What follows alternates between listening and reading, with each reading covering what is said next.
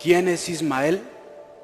Ismael es el primer hijo de Abraham, el hijo del cual Dios no había prometido, pero él se adelantó a la promesa de Dios, sabiendo que Sara era estéril y anciana junto con él, que eran muy ancianos, pero Dios le dijo que tendría un hijo. Pero este se adelantó con la sierva egipcia y tuvieron a Ismael. De aquí vienen los ismaelitas, pero el hijo prometido fue Isaac, de donde vienen los judíos.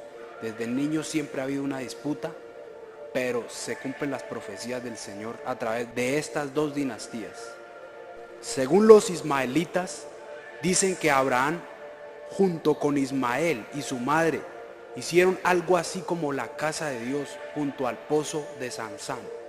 Esta casa de Dios original era pequeña comparada con la nueva estructura cúbica de 15 metros que reemplazó la antigua Kaaba o casa de Dios. Los musulmanes oran 5 veces al día con dirección a este lugar y en sus peregrinaciones rodean la Kaaba. En los primeros días del Islam, los visitantes llevaban sus ídolos a los sacerdotes de antaño. Eran recibidos por ellos para no ofenderlos. Estos ídolos eran arrojados dentro del pozo de Samsam. Pero después de esto vinieron varias disputas territoriales por diferentes tribus árabes. Vinieron los jurumitas de Yemen. Luego vinieron y tomaron el control los cusaitas. Estos adoraban un ídolo moabita denominado Jubal. Después de estos vinieron los Quraysh, quien fue una tribu árabe poderosa descendiente de Ismael.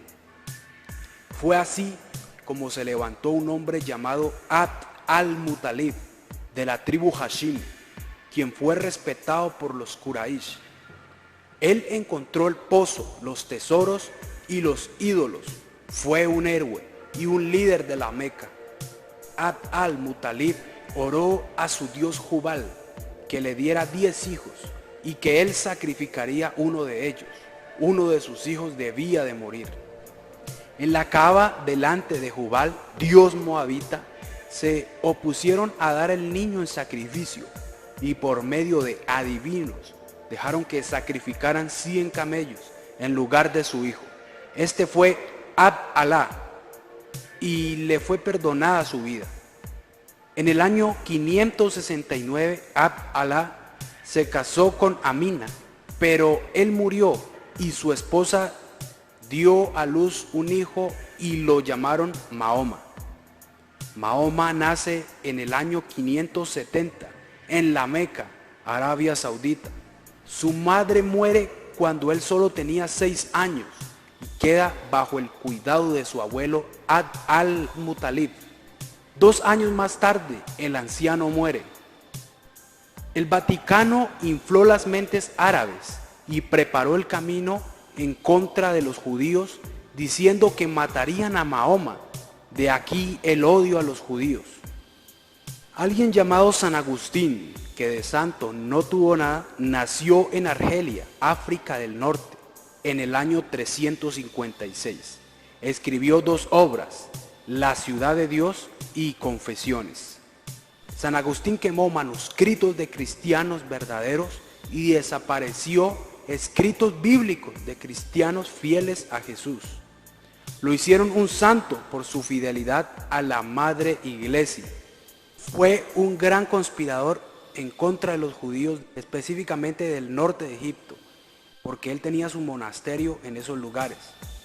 A través de sus escritos les decía a los nómadas árabes que vendría un líder y los uniría, porque ya se estaba gestando un plan del dominio de parte de los romanos católicos a los árabes y a los hijos de Ismael.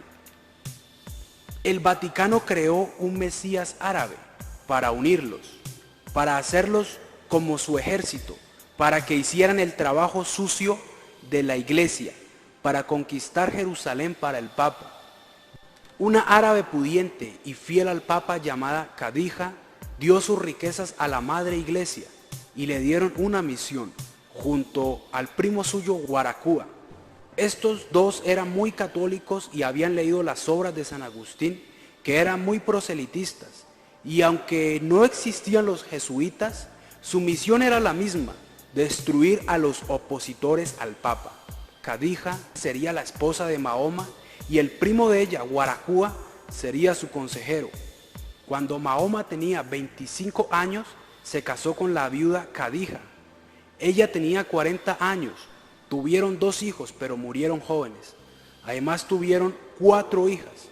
Una de ellas, Fátima, que se casó con el sucesor de Mahoma, su primo Alí. Así lo reconoce la secta islámica Shia. Era el año 610. Mahoma dijo que recibió visiones supuestamente del ángel Gabriel y decía que Alá le enviaba tales mensajes, y Guaracua interpretaba estas visiones. Guaracua le dijo al pueblo que Mahoma era su profeta. Muchas de estas revelaciones se colocaron en las aleyas del Corán. En su 5.º año de misión fueron perseguidos por no adorar los ídolos de la Kaaba. Mahoma y los suyos huyeron a Abisinia. Luego, el rey católico de Abisinia los aceptó por opinar parecido al dogma católico sobre María. Mahoma dice que montó en un animal celestial llamado Burak y volaron al monte Moria, en las ruinas del templo judío. Mahoma dice que allí oraron profetas como Abraham, Moisés y Jesús. Después de orar allí, subió al Burak y dice que recibió el credo del Islam. En el 622 emigró a Medina, 300 kilómetros al norte de la Meca. Medina y toda su gente atacó a los judíos y sus pueblos. Mahoma fortaleció su poder casándose con mujeres de familias poderosas por influencias.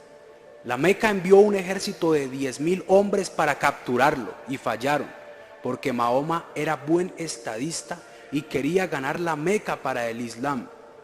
Para el año 630, él juntó un ejército de 10.000 hombres armados y tomó la Meca, quitó los ídolos de la Kaaba y fundó su religión, el Islam, y dejó solo a Alá, Dios o diosa luna, que adoraban.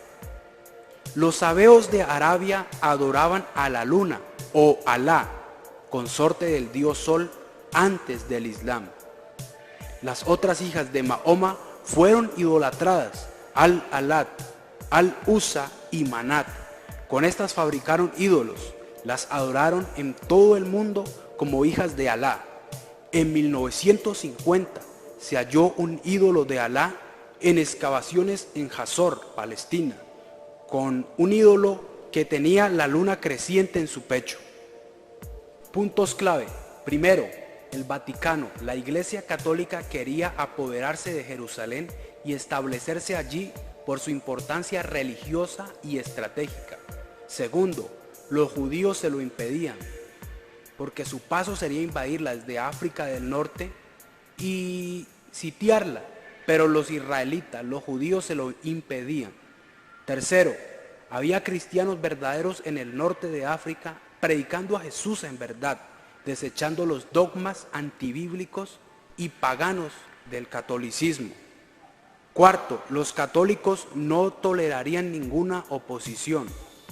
El arma del Vaticano en contra de sus mayores piedras de tropiezo, los judíos y los cristianos verdaderos, fue usar a los árabes como marionetas y convertirlos al catolicismo directa o indirectamente, como informantes y como su quinta columna en contra de árabes que no se sometieran. Los monjes religiosos y padres católicos en el norte de África propagaron una historia diciéndole y adulando a los árabes que se levantaría un hombre grande, un líder que los uniría y dirigiría, todo con un fin siniestro que se ha desenmascarado. El Imperio Romano, obrando a través del papado y la Madre Iglesia, adularon e instruyeron a Mahoma y a sus seguidores diciendo que los mayores enemigos eran los judíos y los cristianos y había que destruirlos. Alegaban que judíos y cristianos bíblicos eran impíos e hijos del diablo. Y para colmo, infundieron a los árabes y a Mahoma que el Papa era un representante de Jesús y que su iglesia católica y sus miembros eran los verdaderos cristianos.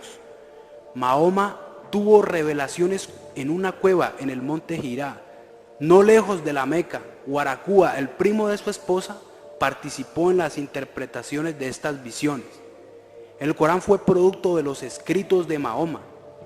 Es interesante notar que desde un principio los musulmanes recibieron protección de los reyes católicos, debido a que estos ayudaron a difundir el dogma de María como fundamento cristiano. Hay escritos sin publicar de Mahoma en manos de religiosos de alto rango, llamados los ayatolas, en la fe islámica. Estos escritos están bien guardados porque contienen información que conecta al Vaticano con la formación del Islam. Están conectadas y nadie tiene que saber esto, porque crearía un escándalo desastroso para ambas religiones. En su libro sagrado, el Corán, tiene a Jesús como un simple profeta. Los musulmanes dicen, si el Papa es representante de Jesús en la tierra, este debe ser profeta. Por esta causa los seguidores de Mahoma temen y respetan al Papa en calidad de hombre santo. El Papa autorizó edictos y bulas a generales árabes para invadir y conquistar naciones del norte de África. El Vaticano ayudó y financió a estos ejércitos musulmanes a cambio de 3 favores. Primero, eliminar judíos y cristianos verdaderos denominados como infieles. Segundo, proteger a los monjes agustinos y a los católicos. Tercero, conquistar Jerusalén para su santidad, el Papa.